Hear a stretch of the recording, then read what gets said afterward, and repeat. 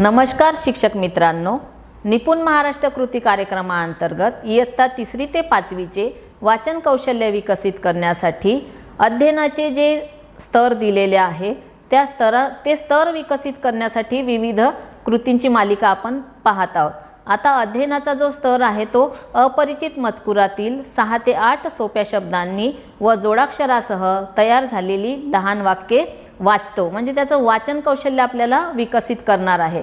आता या स्तरामध्ये जो शब्द आलेला आहे जोडाक्षरासह, मुलं साधे सोपे शब्द वाचतात परंतु जोडाक्षरयुक्त शब्द वाचताना त्यांना अडचणी जाते, म्हणून मी आज तुमच्या समोर एक जोडाक्षरांसाठीच कृती घेऊन आलेली आहे, जोडाक्षर ओळखा व वाचा। आता ही कृती आपण मुलांसोबत कशी घेणार आहोत?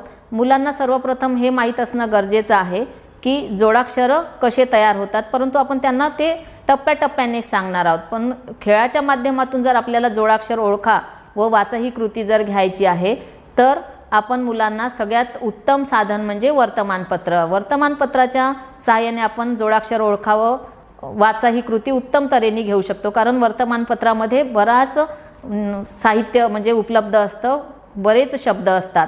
मग आपण मुलांना जे जोडाक्षर शिकवणार आहोत, ज्या जोडाक्षराची ओळख करून देणार आहोत त्याचे तुकडे करून स्वतंत्र उच्चार, त्यामधले स्वर आणि व्यंजन वेगळे करून पण आपण मुलांना सांगणार आहोत।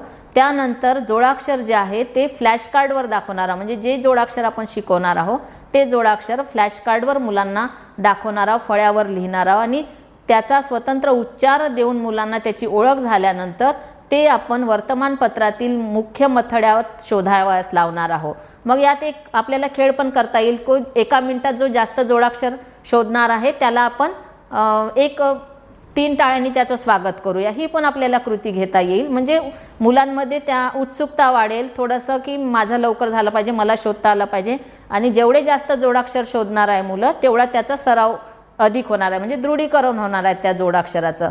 परत हेच जोडाक्षर आपण मुलांना जेव्हा शिकवणार आहोत, वारंवार जे जोडाक्षर मुलांना आपल्याला ज्या जोडाक्षरांचा परिचय करून द्यायचा आहे ते जोडाक्षर असे की जास्तीत जास्त वापरले जाणारे जोडाक्षर जसे ज्या, त्या, क्र, प्र, त्र अशी जी जोडाक्षर आहेत, च्या, ती जोडाक्षर आपण मुलांना जास्त सराव देणार आहोत त्या जोडाक्षरांचा।